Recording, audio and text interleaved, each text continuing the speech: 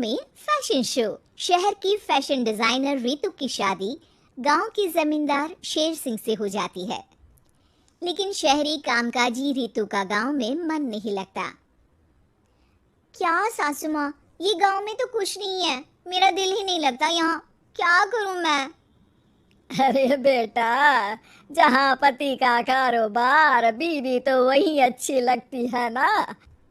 अब हम लोग इतने पैसे वाले हैं कि गांव में मेरे बेटे लायक लड़की ही नहीं मिली। अरे माँ, मैं तो ये बोल रही हूँ कि क्या करूँ जिससे मेरा थोड़ा दिल लगे। अरे बेटा, मैं भी शहर की थी। यहाँ आकर मैंने गांव में स्कूल खोल लिया। बच्चों को पढ़ाती थी तो मन लग जाता था। तू भी कुछ देख ले जिससे गांव की बहू बेटियों का भला हो जाए और तेरे जमींदार ससुर जी का नाम भी हो जाए। रितु क्या करती, फैशन डिजाइनिंग वाले कपड़ों को गांव की औरतों पर कैसे ट्राई करती। लेकिन एक दिन, अरे क्या बात है डार्लिंग, बड़ी जल्दी उठ गई। और ये हाथ में फेविकॉल और कागज, कहाँ जा रही हो? मैंने सोच लिया है कि मैं अपना फैशन बुटीक खोलूंगी। गांव की औरतों को सजा धजा कर फैशन शो करूंगी और यहाँ की औरतों को भी शहर के फैशन से वाकिफ करवाऊंगी। फैशन और यहाँ की औरतें, अरे इन लोगों को तो बस चूल्हा चौका आता है। खाली समय में एक दूसरे के सर से जुए निकालती हैं या फिर अचार पापड़ बनाती है। इन लोगों के बस की नहीं है फैशन को समझना। लेकिन रितु मानती नहीं। वो पूरे गांव में पोस्टर चिपका देती है कि किसी को भी नए डिजाइन के कपड़े पहनने का शौक है तो जल्दी जमींदार की बहू से मिले। लेकिन रितु की दुकान में 2 दिनों तक तो कोई आता ही नहीं।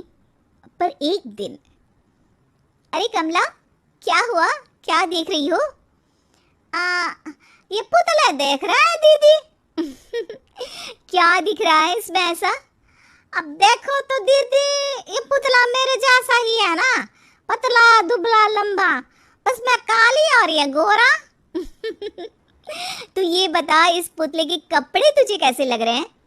अरे कपड़े तो बहुत ही सुंदर है दीदी, लेकिन तू ना बस कल इसी समय आ जाना और अपने जैसी 2-3 और को भी ले आना।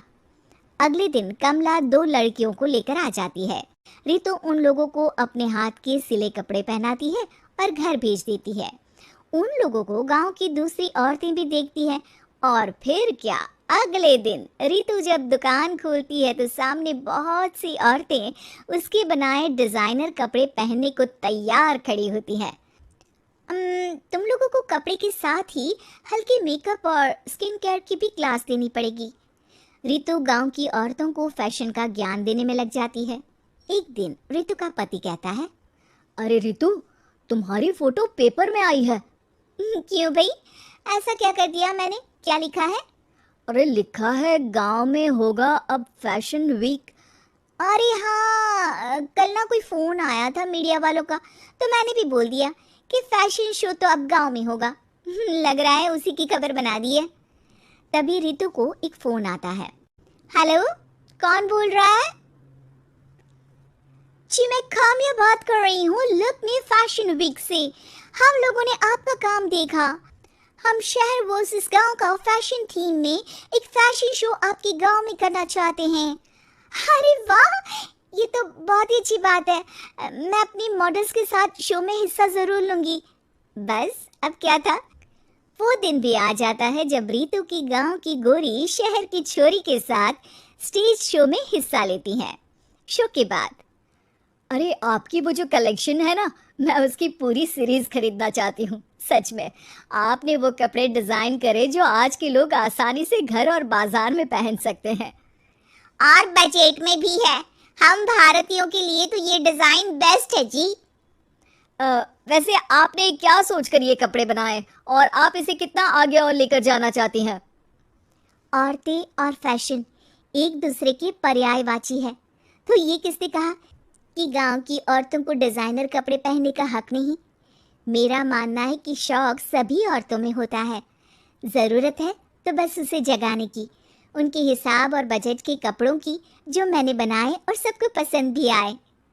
अब रितु का गांव हर जगह प्रसिद्ध है।